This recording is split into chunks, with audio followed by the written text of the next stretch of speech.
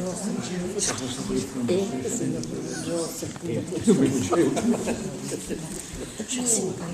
and gentlemen, thank you very much for coming to Lossie Library tonight. It's great to see all of you here.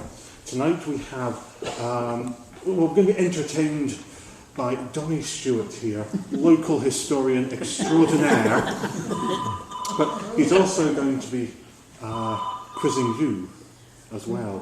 Donnie wants your information and your help with tonight's topic. And tonight's topic is Lossie Mouth during the war.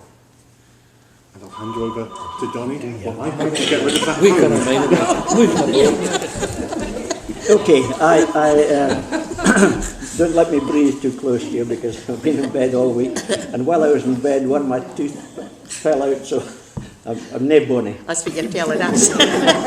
So you want to take a collection, is it? Exactly. Silver collection is retiring. First time I came into this library, something like 70 years ago, I met the librarian and he says, "What do you want?" Davy Peary. I said, "A book." "What book?" He said, a book about Mary Queen of Scots. And he went and he got a great thick book, absolutely full of words, not a single picture, no laughs, whatever. In those days, the library was not for enjoying yourselves. And tonight is not for enjoying yourselves either. You're here to work. One of the things that I've been conscious of over the years since I retired to Lossie nearly 22 years ago now, is the fact that there is virtually no history of Lossie.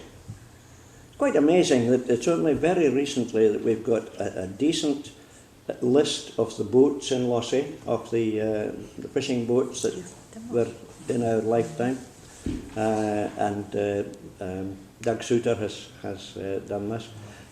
You know, it really is quite incredible that Lossie has let so much slip away. We now have kids at the school who have never seen a boat landing. We've now got kids at the school who've never seen a boat. You know, so the Lossie is now becoming less and less of anything other than an adjunct for the RAF station, which will be gone within the next couple of years, as you all can work out. And we just don't exist. When it comes to the war, the only book that's been published about Murray and the war is this one. And the truth is, it has defects. Is that a nice thing to say? It has defects because it doesn't cover Lossie very well, which is a major defect to me, anything that doesn't cover Lossie. So I said to Stephen, look, how about if we see if we can get folk to tell us things? Like, for example, where did the Poles live when they came here? How many Poles came to Lossie? We had a march past of the Poles when they left Lossie. Do you mind for the They were right for the school as new, I felt. Dolly? There's a camp earlier. The Masonic. Yeah. It ended up with The three Poles were in the French. Masonic Hall. So, I mean, there's a fact that there were Poles and they were in the Masonic Hall. Round about 25, I think, of them. There was more in that, don't they? They well, used to sing in the square, mind, Dolly? So, there we are. Stephen's going to publish this later on and get So I've been told. and get promotion. Chocolate biscuits. Okay. What did you say, there was three French? Okay, but you know, there's lots of things there, and I live in the stores now at the harbour, and there were sodgers there. Come on, I know there were sodgers there because I helped to carry the blankets up the stairs. They were carrying the blankets up the stairs, and I and two or three others, I think Billy Souter and Sandy Reid, went there, and we helped to carry them up because a man said, if you help us to do this, we'll give you a sixpence. And at the end of the time, when we'd carried all these hairy, smelly blankets up the stairs, we couldn't find the man with a sixpence. And that's why I'm down there now, in case he comes back. So, there are lots of things that happened in Lossie during the war. We had soldiers arrived. Where did we put them? any ideas of where we put the sodgers when they They were in arrived? every hall. Eh? They were in every hall. Every hall? The Baptist kirk had a bit at the back, built on for Right, latrines Baptist and kirk. everything was built on the side of the There building. was Nissan Baptist Huts Kirk Hall. beside the Nissan Huts beside the beach bar. But the Nissan For the huts, museum, they weren't Nissan huts, John. You must remember, do you remember Mr Henry charging out of a sermon in St James's to go and instruct the soldiers who were staying in the church hall about the noise that they had just made clattering up the stairs. I can picture him going. Mr Henry was a man full of brimstone and treacle or whatever, fire and fury. But the church halls, where else? For the mission as new. Other place was built up. Right. There was wash basins and nothing in there. For, That for was the that was commanders. later on. It was actually the kitchen as well as That's as right, the that wash was all basins. built in there. Where else? Ladies? Sturfield Hotel.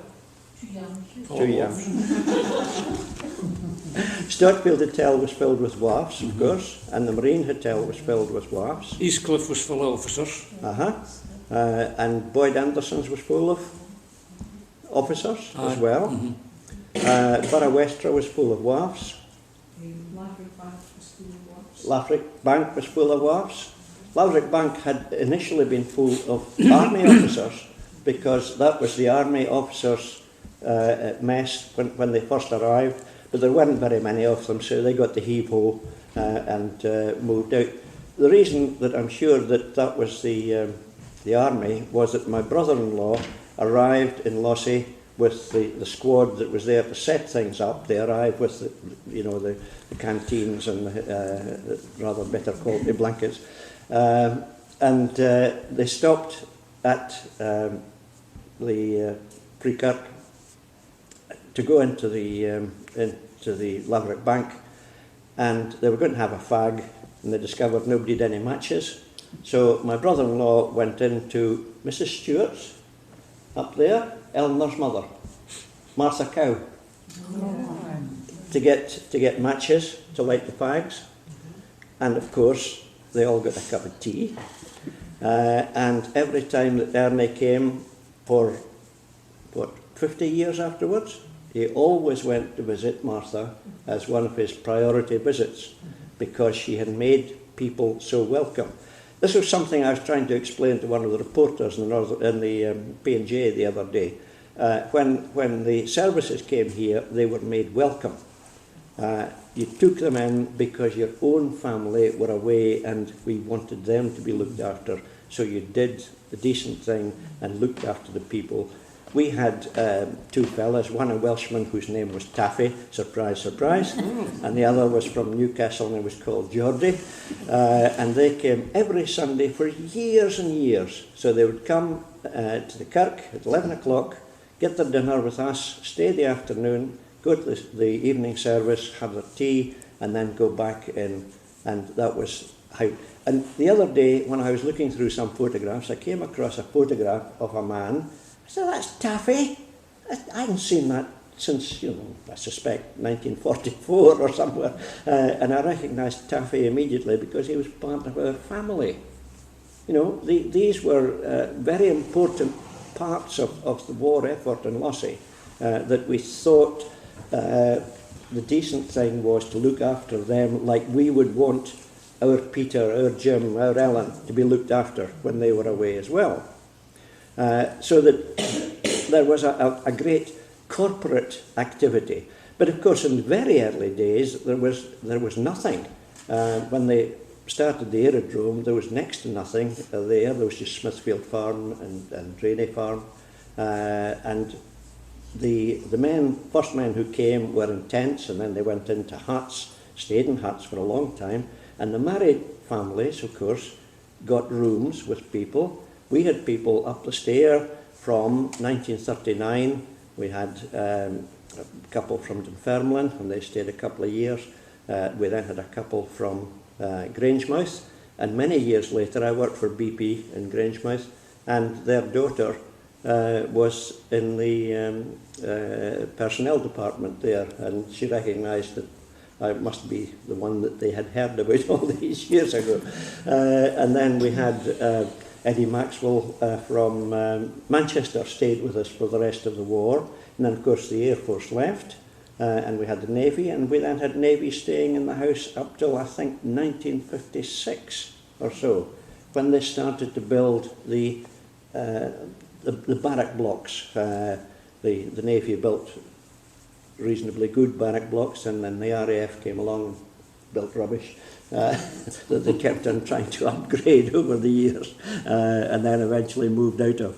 So what I wanted really to try and say to you is that unless we kind of corporately in Lossie do something about it, Lossie will vanish. Lossie during the war will vanish, because in 10 years' time we'll either nae be here or we'll nae be all here. So, as some of us are practicing already. So what I would like is if we can try and get people to do relatively simple things like tell us that the Poles were in the Masonic. Who was in the guides' huts? That was occupied for the entire war, wasn't it? It was army, definitely army. The army, because you see, I think it was engineers. we needed army, but it was an Air Force base. The army provided the anti-aircraft, and they also provided engineers. Because they were building huts and Nissen huts in Dublin and Hull. Yeah, and then they started to build huts. They built huts down beside the beach bar, and I can picture me standing there. We used to go and help them. Hitler must have been terrified. So, we would go and anything that was... There was no television. That's what you did for entertainment. You went to whatever was happening. So, down to the baths, the beach bar, and I can remember them unloading all these sections of the huts and piling them all up. And these sodgers, and one of them said to me, "Have you a sister?" And I said, "Uh-huh." He said, "Well, go and get her, come down." And I said, "She's nice." And then I realised, of course, they wanted her to make a tea. So, but there are little pictures like that most of us retain, Dolly. We also have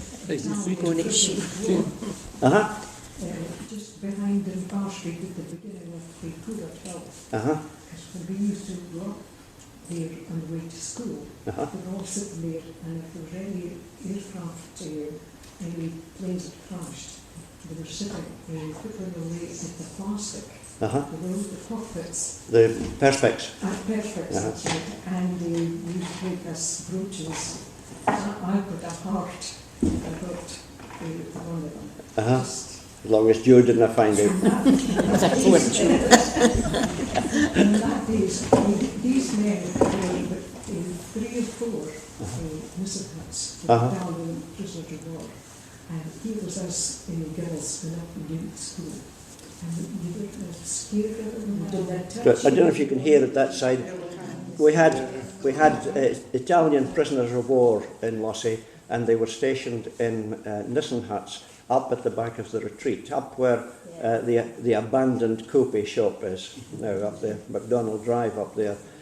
It had previous useful information. It had previously been okay. Up at McDonald Drive, the Nissen huts were full of French. Okay. French contingent. Okay. Because I was just, I just left the school, and I got French at the school, and we all were, I was at the dance last night, and this airman, he was a French chap, and he wasn't much older than I was, but he was old enough to be in the war. And I remember my brother Adam coming up to me and he says, "If you didn't stop dancing with that French tune, I'll tell my mother." But they were stationed where Captain and Margaret Stewart lived. Okay. Yeah. before their house was built. So it was on the town side of the McDonald Drive. Incidentally, on the other side of the road there, that was the Lossiemouth Asparagus Company before the war. I thought you'd want to know that. It didn't have a big part to play in winning the war. It was one of the Laird's eccentricities was to make asparagus popular in Lossie. Okay. There was a Church of Scotland canteen on the campground down in front of the... It's where Johnny Thompson's house is. That was the Church of Scotland. Aye. Where Johnny Thompson's Oh, that was the big house. canteen. Beside the tennis courts for some of us. John, were you a tennis player, John? No? No. Jessie was. Your sister was. So the thing that I want to convey again is the fact that there were things like this Church of Scotland canteen, which must have been built, I should think, about 1941 or so. It wasn't at the beginning of the war, it wasn't all that early, but it was built and it was run by the ladies of the town, and the younger ladies were at the front and the older ladies were washing the dishes through the back. To brighten the day of these people. Going back to the Nissen huts up at the top of the hill, it was one of those, I think, that was taken down to Grant Lane, wasn't it? Oh, for Which, Irene Stewart. so one of them was taken and dismantled and built down. There's now a bungalow where it used to be. And I think it's Grant Lane, is it? Oh, it's Grant Lane. Okay, so there were lots of things that happened, and we had, as I said, down at the baths, they built these huts. There must have been 1, 2, 3, 4, 5, 6 huts, and an ablutions block. In the army, you always had ablutions, cold water, keep you up to the mark, keep the spirits. And the men from there would go down to where the mission is. It's no longer the mission, It's for young people who've got to say, what do we call it? What do we call the mission nowadays? The block Still the mission west. looking into the harbour. Used to be the mission, and that was the kitchen, always referred to as Hell's Kitchen. Down there, so that all the men came trooping down there to get their food and then went away. I don't know where they ate it. Right, I think about it. I don't think I remember men eating. Having been in the army, let me understand that they didn't eat the food. We used to give the biscuits to the German farmers for their pigs. But so there we are. Okay, so we had the army arrive very early on to provide the cover, and we had another lot of army arrive to make the concrete blocks for the anti-tank defences. The concrete blocks every 2 yards or so from Lossie across to the lighthouse. You can still see a complete set of concrete blocks if you go across to the Bear's Head. A beautifully preserved set there. It's beautifully preserved because nobody bothered to shift it. At the end of the war in Lossie, they lifted most of the blocks in what had been the used part of the beach. And Tommy Stewart was killed, wasn't he? Lifting one of the... That's right, Couture. Aye. Brian Stewart's brother. Yeah. Okay, so that... after the war, there were still things that happened. On the beach, we had poles, not people from Poland, but tall, thin pieces of wood, trunks about 15 feet high, which had been dug into the sand in a barrel of concrete to prevent gliders from landing on the beach. It was always said that Hitler had gliders that were going to come and invade Britain. They would certainly have been a lot happier than if they had come in a boat and sailed across from Germany in a flat-bottomed barge to arrive in Loss. I think they'd been bonny and glad to get ashore and be captured. Anyway, so we had these poles, and if you go across the beach now, you can find every so often that the barrels of concrete show up, and you'll see, you know, any time you go across, you'll see a dozen different places, different times, different places. One time I was across there was a visitor telling his party of visitors that these were posts for the salmon fishers to tie their nets onto. They were cut off at sand level at the end of the war, but of course sand level is constantly changing, so that now you'll find that quite often there's a foot or two of pole will stand up. We was walking the beach Sunday night, and I met this party, and there was a busload of Germans in the Stutfield Hotel. We met this party coming over, and one woman come over to me and she says, "Excuse me, what are all these square concrete things for?" I said, "To keep you lot out." She said, "Oh, walked along." They say that the future of Lossie lies in tourism. A great dismal future for the site. I don't know if the cake was But you know, whether these concrete blocks would ever have stopped tanks, for real, I don't know. Whether it was just a psychological thing that we had, you know, something going on at the time. These were built by people who stayed out near the lighthouse and dug big holes out there to make the concrete, and moved a lot of concrete in barrows, and there must have been a vast amount. I don't know what it would have cost if they were to cost the job, because the the effort of delivering concrete, you know how much concrete it takes to make a thing. If you've ever bought that much, you know it's quite dear. And these were delivered by men, some of whom scratched their names on top of the concrete blocks. So if you go out to the lighthouse and look at some of the concrete blocks there, you'll find that there are still names visible on there, including a Welshman who reckoned he came from Llanfair, Pwgelly, Llantysilio, go. So he must have spent a good while doing it. In fact, I can remember being out, we were, tell me, if it hadn't been for us, Hitler would have won. We were out there helping, because what they did was they got stones, like about this size, flat stones. You laid the flat stones down first at the bottom and put the concrete on top of that. So if you look, you'll see that they're all got flat stones at the bottom. And I can remember watching this man putting his name on the top there, thinking, I would do that if I could get up there. I wasn't tall enough. And a man with stripes on his arm came along and shouted using words that I didn't know. And all these years I thought he must have been swearing, but in fact I now realise he was almost certainly speaking Welsh.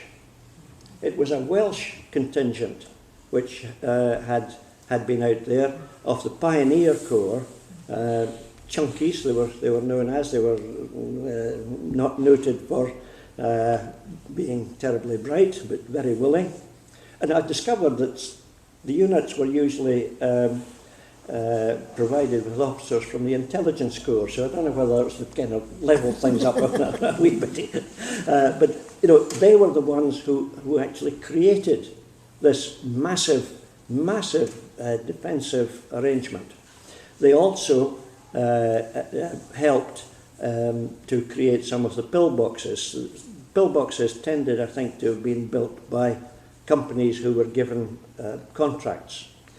You can see a beautiful example of a pillbox, of course, at the lighthouse, right out in the very point of the rock at the lighthouse, beautifully positioned for covering the whole of that beach, and equally beautifully positioned for being blown off the top of the cliff by any gunner a couple of miles out on a ship. So we had one there, we had one a little bit back from there at the pointy bit of the sand. It kind of fell sideways very quickly and was never really good. Incidentally, if you go into the one at the lighthouse, take a gas mask. They tend to be rather smelly nowadays due to shortage of facilities on the beach. there was one there. There was one at the 15th green in the golf course, which was demolished when they made the new landing lights, if I remember rightly. There was one at the opening in the harbour. There was one at the point of the GT. the river. At the GT. Aye, at the very end, and that's why when you go along there's a funny bit at the end. They had to knock down a bit of the sea wall to build the pillbox, and that was demolished afterwards. And I don't think there was anything along the East Beach until you came to this massive thing out at the Bear's Head, which is really interesting to go to. To get there, you go out, cross the River Lossie, and then there used to be a sign saying Happy Hens. You remember that? At Inchbroom Farm. I used to call it the farm out Inchbroom Road, and I discovered it was actually Inchbroom Farm. It just shows the level of ignorance that there is in the world these days. And you turn in there, cross a rickety bridge, and go along the edge of the wood for about a mile, and then turn down, and it's about 2 miles then down to the sea, and you will then find 2,000 concrete blocks and about a dozen pillboxes and a gun emplacement. They had a 6-inch gun down there, which I think was ex-Navy, been taken from a ship. And this was supposed to cover the area from Buckie to Lossie to keep that safe. We also had pillbox, and we still have it, at the cemetery, at the old kirkyard, just at the edge of the old kirkyard. Mm-hmm. It was unusual in that it was made of breeze blocks. The others were all cast concrete. So I don't know how the blocks would have stood up to bombardment. But again, you can try and picture the kind of ring of protection that the town had for the airfield, I should say, not for the town. There used to be one at Borough Briggs, in the football pitch at the bottom goal, and that was demolished, I think, when Elgin got into the into the Scottish League. Although after watching last night's match, maybe they should have kept it in case the Rangers or Celtic come out. The wrestling match. Anyway, so you know, that's the kind of thing that I want people to tell us. Where activities were, where military activities were. I also wanted, it then occurred to me that, for example, the school children don't know, there's no reason why they should know, that there were air raid shelters in the playground. How many air raid shelters were in the playground? You did have something in the library here, didn't you, with the children and did they not come one day dressed? There was any So how many shelters were in the girls' playground then, Mary? There was any outside the hats, mind you, I've seen beside Miss Peterkin's. There was in there, and there was in over in the corner, before you get in the front door. So, what, 3 in the girls' playground? 2 I can mind, with the police even 3. Don't I can't mind that far back. She's kidding you. So we had these air raid shelters at the school, and in the boys' playground there were 3, I think, and then in the playing fields there were 3, and they must have been demolished to make the canteen. That's right. Mm-hmm. They must have been demolished to make the canteen. Mm-hmm. Yeah, because by the end of the war, we weren't really needing. We used to go out and have practices out there. Some of them were rather smelly because some of the boys were. Well, anyway. So the air raid shelters there were 2 air raid shelters in the square. And it's quite funny because when Brucey Stewart was digging up bits of the square to put in the beds, I said, you finding any concrete there? I said, there was some there. I said, that was the air raid shelter. What air raid shelter, he said, because he was just a loon. But there were two, one each side, one opposite the shop, opposite Malcolmson's, and one opposite the other shop, more or less. And 2 big water tanks. And a big, one very large water tank, like 25,000 gallons or something like that, which was for the fire service to be able to draw on in the event of Lossie being firebombed. By then, London had been firebombed, and we knew that firebombing was something that you had to be careful of. So that there's all kind of manner of things that happened in Lossie during the war, that there is absolutely no reason why anybody should ever know that they existed, because they are not noted. I mean, for example, I suspect that very few people in Lossie know that there were 4 people killed in Lossie by a bombing raid, and they were killed with one of 4 bombs. And in this book, it's treated very sort of casually. The first bomb came and cut off the back house of Billy Souters, and Billy and Dougie slept through it. In fact, Billy and Dougie had to be wakened up after the house had been demolished, and after a number of years, I think before the war ended, they had the back house rebuilt in concrete blocks. Next bomb hit number 6 Dunbar Street and demolished that and the one next door. This is the east half, the Coast Guard station half of the turret block there. And if you stand at Kinnetter Street and look across at these, you will see that they have been rebuilt, but the roofs are different. You can see that there's one set of slates there and a different set of slates there. And the houses were built to be exactly the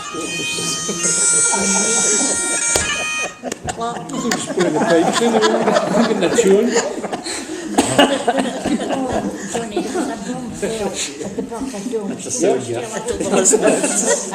all I think. Exploded. And his parents at school were all standing looking doing this. So, I mean, I can remember us going along there and looking at this house that had been demolished, and 4 people killed. 2 of them had actually been English people who came up to escape the bombing in Plymouth, I think it was. Not for the honeymoon. No, they were the parents of a lady who was married to an RAF officer and were staying with Ian Tucker in James Street. And they're buried up in the cemetery in Lossie. So, there were deaths in the town associated with that. There was deaths actually in the aerodrome that we didn't know very much about. There were 2 servicemen, I think, died as a result of a different bombing raid. There were also deaths, of course, in the town, which got a little more prominence because there's a plaque to record it, when the aeroplane crashed one Sunday morning down in Church Street.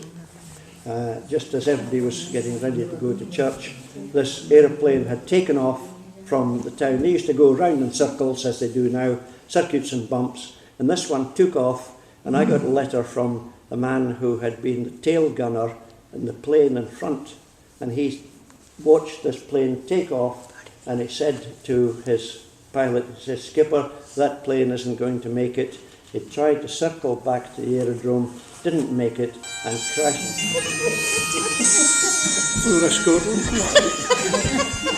It cannot take a minute away.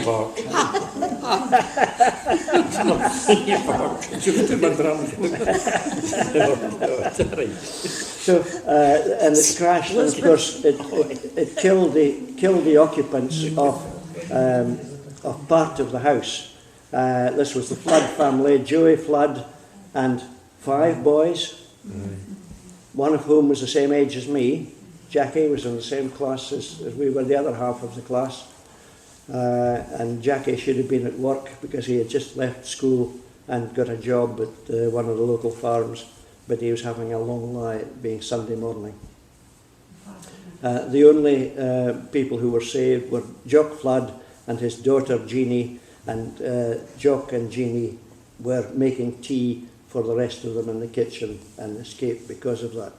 So, there were things happened in Lossie that were of considerable importance locally, not necessarily in terms of changing the war. So, again, what I was trying to say to you is that unless we try to do something, there will be nothing.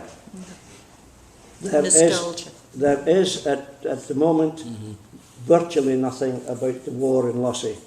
But when Stephen gets going on this... When we went to school with the poppies, which I did for 20 years, the parents didn't care what the poppies were for. Yeah. Well, So it's up to us to make sure that the information's available, whether they take it in or not. If it isn't, if it isn't available, then it isn't going to be assimilated. It's a good one, that. Excuse me. Other things that I wanted to point out was that we had air sea rescue boat in the harbour for a while. I can't remember how long it was, but it didn't stay the entire war. With boats here during the war, so if anything happened, they went to sink them at the mouth of the harbour. They were here the whole war. Well, there was the boom boat, right. which lay off the harbour to prevent submarines coming in or whatever. But of course, the idea of a submarine getting into Scapa Flow had been thought ridiculous. And in the first couple of months of the war, a submarine went into Scapa Flow and sank the Royal Oak with a loss of something like 3,000 sailors, most of whom are still there. You know, it's a war grave. So a lot of these things, which seem kind of ludicrous nowadays, as I say, I think we should be trying to record. Boats from Lossie, roughly half of the fleet was commandeered. They were taken away to be used as taxis for going in and out of the big ships. I don't know how many went, but I would think so, like about half the fleet. The older boats, like my father's boat, the Briar, they stayed, and for their pains, but the Briar was run down by a trawler, Royal Navy trawler, and sunk. The crew were all saved, but it didn't do them any good not being away at the war. They had actually observed a submarine out there during the war. We never found out whether it was one of ours or one of theirs, because it was secret. Everything was secret. What else did I want to put in? Turn the page in front. Turn the page. Well, you're going to ask anyone about terrorage shelters and where they were. I cannot read the writing. The other things that I wanted you to... I said to somebody 2 or 3 years ago, I said, when we were at the school, there was a while that we went half-time. The loons went in the morning, the Quines went in the afternoon, and the following week you swapped over. No, we didn't. They said, no, we didn't. Yes, we did. And my report card shows that for, I think it was 2 terms, we had half the attendances that we could otherwise have had. We all carried our gas masks, of course, to and from school, and if you didn't have your gas mask, you were sent home for it. We had to look after the gas masks. The gas mask had a kind of perspex or cellophane kind of eyepiece, and that would crack every so often, and you had to go up to a special room in the school that wasn't used for teaching in order to get a replacement, and you were told that you were letting the country down by doing... Still good, Maya. Oh, very good. You had to take your identity card as well, Johnny. Identity cards, yes, we had identity cards. I am SUVE 80/3. I'm SUVD 1873. And the funny thing is that later on, the first ever job that I had when I was at the academy was a summer job transferring that information onto the new brown cards, like identity cards, which you got when you joined the National Health Service. So some people will still have them tucked away in the back of the bureau with their identity card number still on. And of course we had identity cards nearly coming up for business again. That particular thing, incidentally, that NHS, that was organised by Joyce Bervey, who died just a few months ago out in New Zealand. WVS, now WRVS, became Royal. It was run by Gertie Cormack, Dr. Cormack, who lived in the square. I met the man who lives there, and he said he lived in so-and-so house. And I said, oh, aye, Cormack's. Well, he said, I've only owned it 25 years, but it's still Cormack's to everybody in Lossie. Many of the ladies were members of the WRVS. Most of the guild members would have been, their mothers would have been WVS, and going and helping to organise things to be ready in the event of a catastrophe, an air raid or whatever. We had money collected so that there was an air raid fund. The money was eventually used to pay for the War Memorial tablet. When they did the War Memorial tablet for the Second World War, the big worry was who was going to pay for it, and that was part of the money. Incidentally, if you look at it, you'll see that in the First World War they got their names, and in the Second World War they only got their initials. So there was a slight economy measure going on at that time, even. The boats that were commandeered, there isn't a list of which boats went. There isn't a list of where they served. There isn't a list of whether any of them were lost. I don't think any Lossie boats were lost, although one of them was lost on the way home, or no, in our first, the Dayspring. Willie Thompson's boat, I think, was lost on the way back in the Firth of Clyde. During the war, there was a cap on the price of fish, so that you couldn't make a fortune selling fish. There was a controlled price for the fish, which stayed on for a number of years after the war, so that you couldn't, it didn't matter how big your shot was, you still couldn't make a fortune out of it.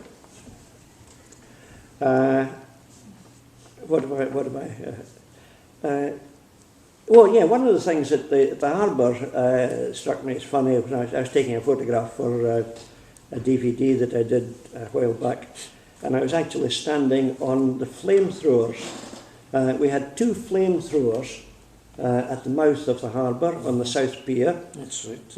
It's very difficult to tell now because the whole thing looks a mess to me, but they were like, they'd have been a yard wide and 2 yards deep and a yard down, and they were fed by pipes delivering oil, and the pipes are still there at the base of the sea wall, and you can see them rusting away. Quite soon somebody will have to do something with them. And there was a pump house there, which is still there, to pump the oil to the flamethrowers. I'm not sure whether anybody really expected the flamethrowers to be effective. When you look back at some of these things, the oil tanks were kind of big and noticeable, and if the Germans were going to sail in there and wait till somebody threw a match and this thing, I don't know. But having been in the army, I know that. And of course, now that you see how the Air Force operates, you realise that the service is not quite as organised as sometimes they would like people to believe.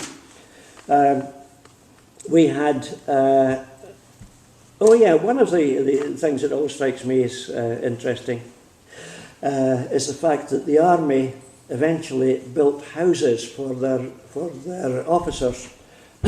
So if you take the cut through what used to be the Drainey Road to go towards Forres. You go up towards Muirton and turn off and go along there. There are, I think it's 4 pairs of houses along there of good quality on the Air Force side. These were the army houses. That's why they were good houses. They were built to army specifications there, and that was for the command of the anti-aircraft people in the army.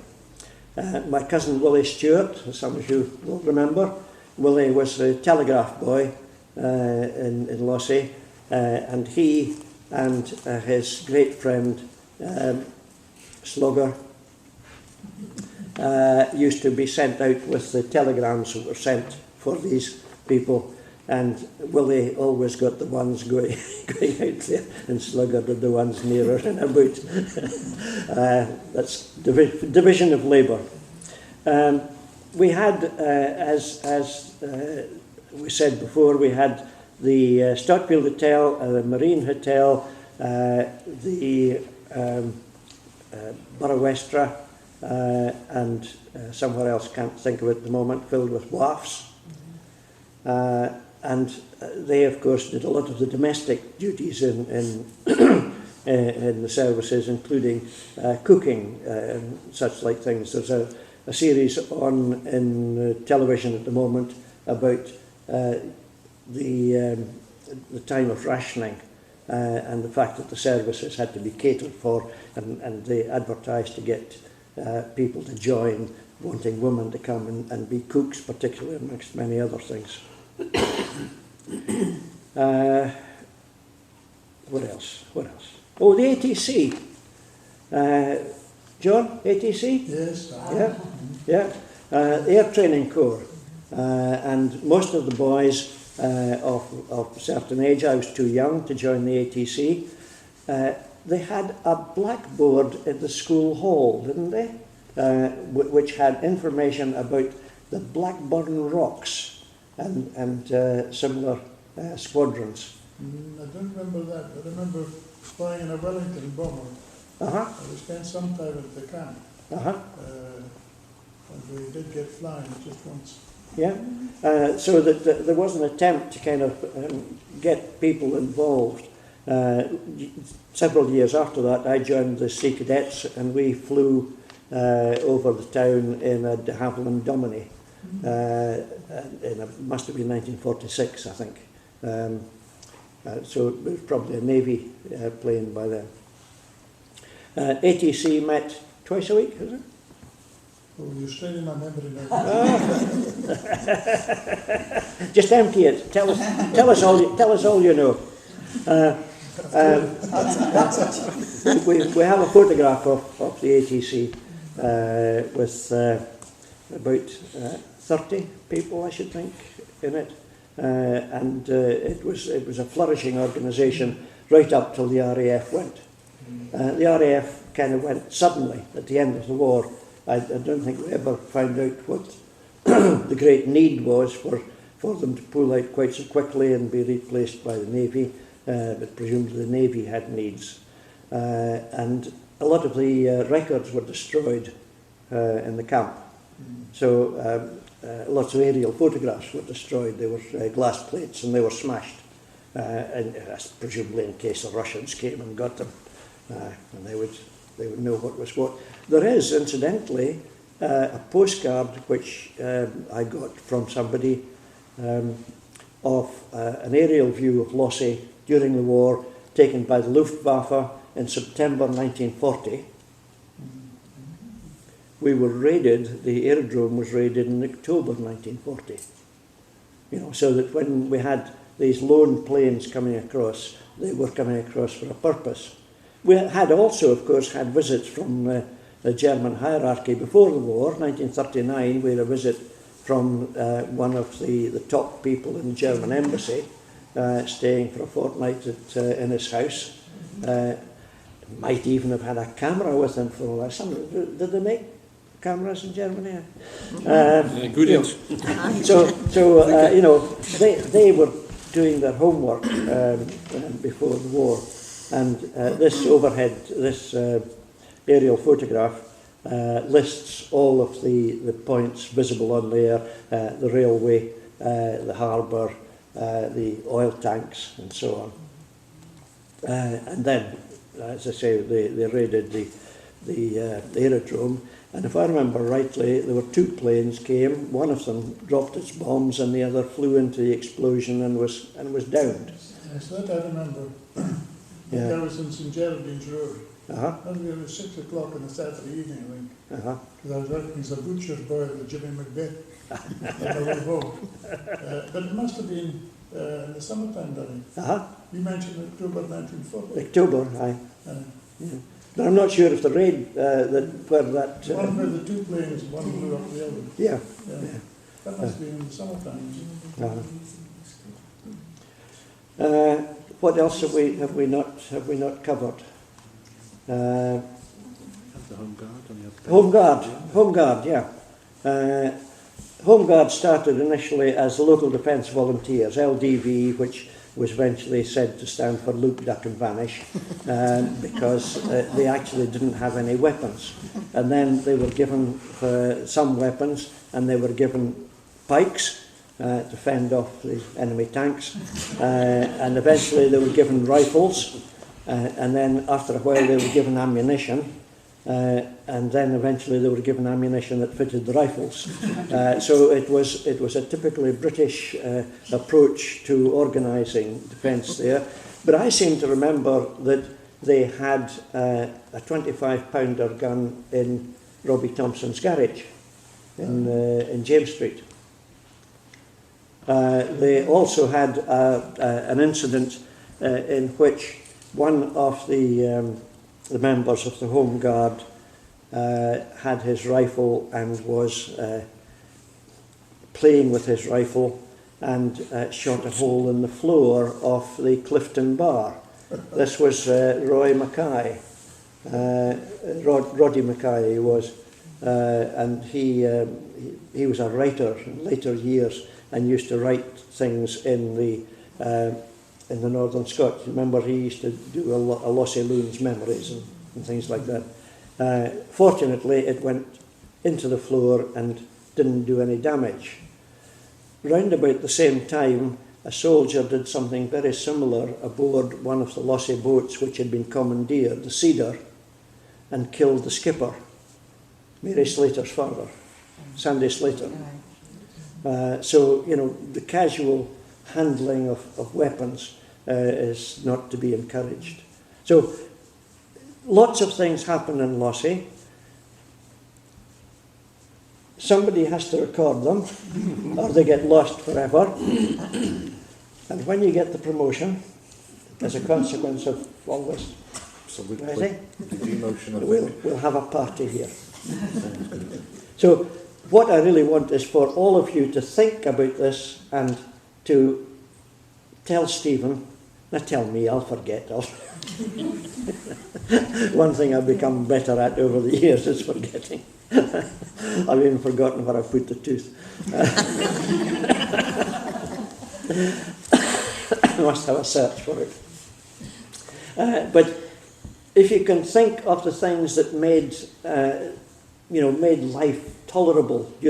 During the war, there was a blackout. Great. Yeah. I think we actually quite approved of the war in the early stages, because first of all, you only went to the school half time. The idea was that if a bomb dropped on the school, you wouldn't kill all the children. You'd kill all the girls. And there might be difficulties later on in reproductive availability, and we swapped around. But you know, we had the blackout, and it was great. We used to play games round about, and you had a torch. Everybody had a torch. Yeah, that's right.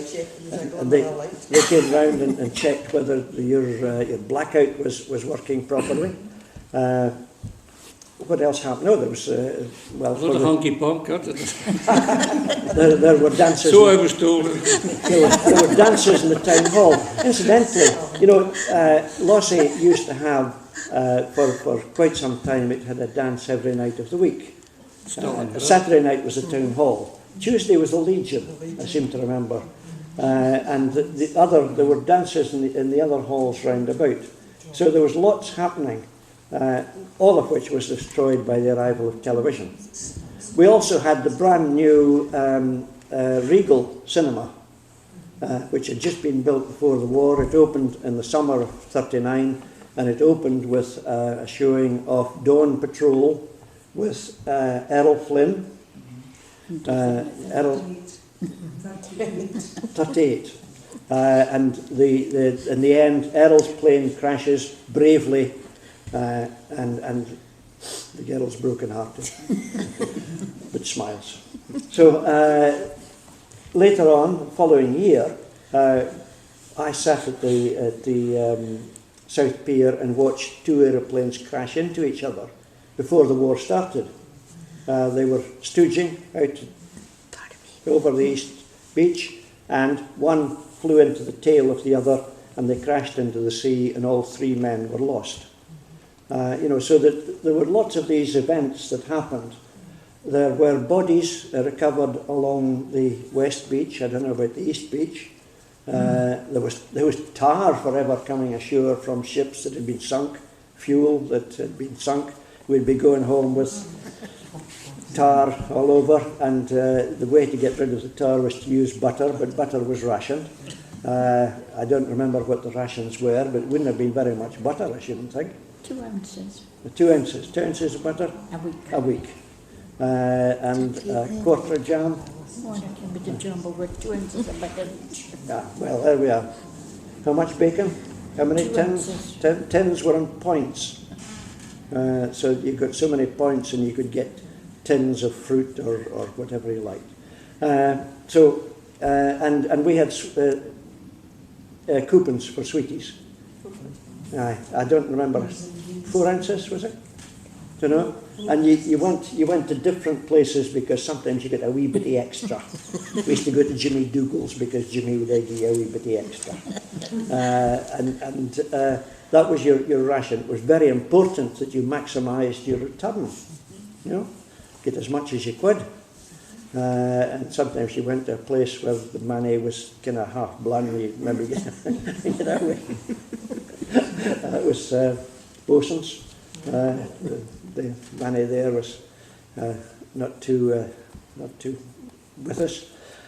So there we are. Anyway, that's what I wanted to do, and I hope that we have fulfilled the major requirement of Lossie Library, that you didn't enjoy yourselves. It's changed since you first started coming here. I hope. The whole Kirk and Clifton and Nelgan Road was a mortuary That's right. during the war. That's where all the bodies were taken off the beach. The lodge where Dodie Stewart lives, that was the isolation hospital. And the house that Alex Stewart, the painter, lives at, the putting green, that was the first sergeant's mess.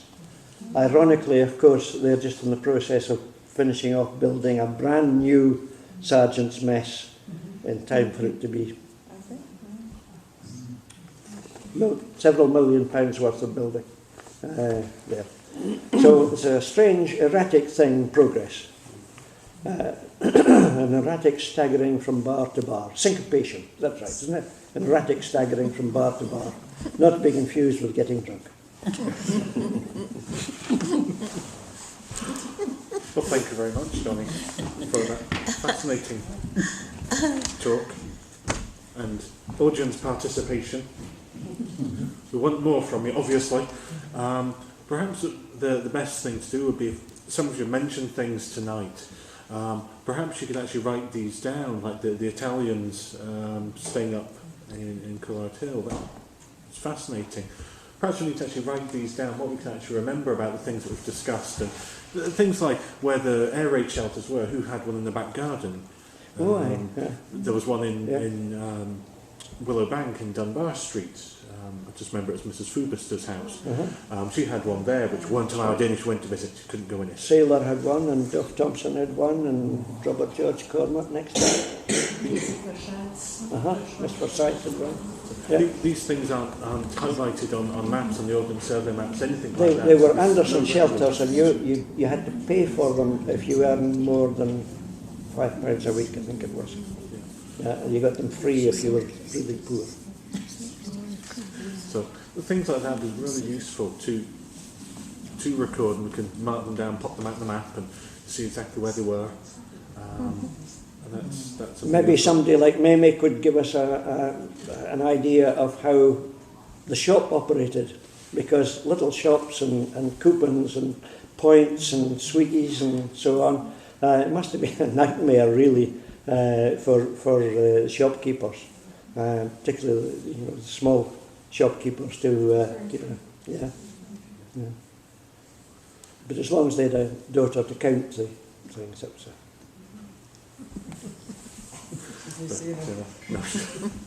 What I remember most of all was the amount of bodies that were washed up in Lossies. And the only reason I remember this, the key to get into the mortuary at the top of Church Street was the key of our house. yeah. And they'd all took all that. And it was amazing the amount of bodies. And of course there were bodies from airplane crashes as well. Yes. Yeah. And some of them were unknown forever more. Right. They weren't always just... There are several graves, I think, yes. which are unknown. Yes. Yeah. At the back of the railway station, I found a pilot's boot during the war. It was 3 years there, a far-line boot.